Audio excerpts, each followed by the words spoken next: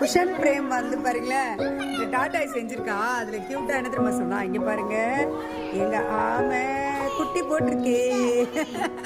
ஆமை குட்டி போடுமா முட்டையிடுமா? அப்படியா? முட்டையில இருந்து. ஓகே ஓகே, சூப்பரா இருக்கு குஷன் பிரேம், அழகா செய்யும். பேரும் கியூட்டா இருக்கு, குஷன் பிரேம்.